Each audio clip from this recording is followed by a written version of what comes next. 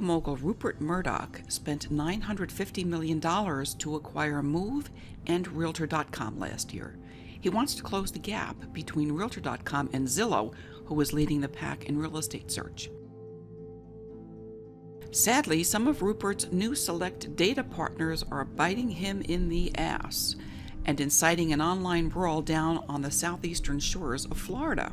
Let's take a look and see what's going on in Miami. Realtors are uploading totally screwed data to Realtor.com. Murdoch likes to say Move has the most up-to-date and accurate listings in the market, but listings are only as accurate as the information spit out by the local multiple listing service. And one look at the way Miami spits out luxury listings data is enough to make a grown man cry. Somebody please pass a hanky to Rupert. You know, Miami is the largest local realtor association in the country. And a local realtor team there, a single team, mind you, is accused of sabotaging data attached to hundreds of millions of dollars in listings, and that's the data that's sent to Realtor.com. Bottom line, real estate data in the luxury market in Miami is fundamentally flawed. Data they knew was flawed very early this year. Data nobody ever fixed. This team has lots of Miami real estate agents and brokers hopping mad. So mad, in fact, they collected hundreds of names in an online petition at change.org to take that real estate team, the Jills, to the proverbial woodshed. Here's what the petition says in their words. The Miami Board of Realtors take immediate and effective disciplinary actions of the highest severity against the Jills and any other offender for intentional violation and manipulation of the MLS. We hereby demand immediate enforcement of the Miami Association of Realtors. The multiple listing data service is the cornerstone of our industry. We depend on the accuracy of our multiple listing systems database in our everyday business. The data drives pricing, market trends, and appraisals. The impact of inaccurate data is far-reaching and affects the consumer as much as it affects the realtor community. As such, any manipulation of the MLS system must be dealt with expeditiously and efficiently. The recent coming to light of the Jill's manipulation of the MLS is a well-known fact to many inside the realtor community. It is now a fact that is well known to all Miami Board of Realtor members and the general public. This clear act of blatant, continuous, purposeful manipulation of the multiple listing data is an egregious violation of the MLS rules. This manipulation of the MLS affected and hindered every realtor, seller, buyer, the general public, financial institutions, and data aggregators' collective ability to market transparency by eradicating pertinent, crucial listing-related information. This manipulation created a break in the history of a property's listing, thereby affecting the ability to clearly interpret the accuracy of the market and a property's listing history as it relates to price, time on the market, the accuracy of days on the market prior to selling, or many other related listing data points. According to The Real Deal, all the properties listed in the MLS that were manipulated by the Jills were actively for sale at the time. Majority of the Jills listings were altered prior to expiring so that they would show as expired in the city of Allapattah. They effectively disappeared as brokers do not search for history of Miami Beach luxury properties in the city of Allapattah.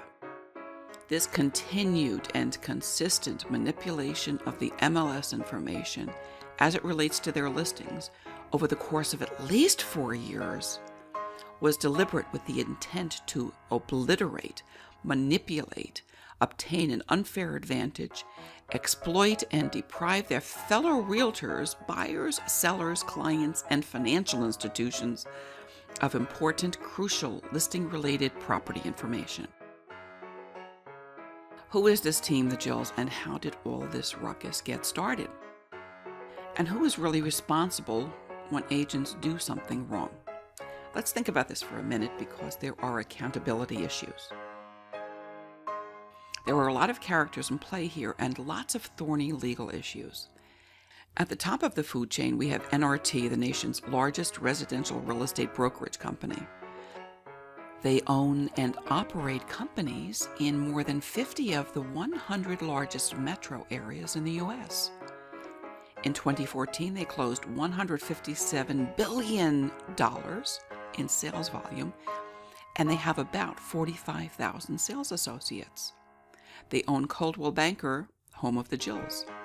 They also own Sotheby's, former digs for Datagate whistleblower Kevin Tomlinson. Kevin Tomlinson was an executive vice president at Sotheby's earlier this year. He filed a complaint with the Miami Association of Realtors against the Jills and Coldwell Banker, alleging massive data manipulation. The drama that unfolded after all that is unbelievable. He was arrested and beaten, and there was a felony charge pending in the courts. Okay, crazy, right? I don't believe for a minute that Kevin Tomlinson is a felon. I personally spoke with him on numerous occasions in the early part of the year when he was gathering data for his complaint. I personally believe Kevin Tomlinson was framed, but that story will wait for another day. He lost his job at Sotheby's immediately following his arrest for alleged wrongdoing. Mind you, he was not convicted of anything wrong. He did not admit he did anything wrong. He was still fired, and I get that. That seems to be a totally appropriate response by a real estate brokerage when wrongdoing stakes are so high.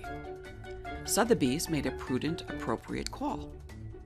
NRT's other property, Coldwell Banker, did not make a similar call, did not fire the Jills or the Coldwell Banker manager, even when the Jills admitted publicly they were guilty of sabotaging listings in the multiple listing service. Does this sound like a double standard from the real estate company who touts ethical standards on its homepage? How does nobody lose their job after admitting they altered so many listings?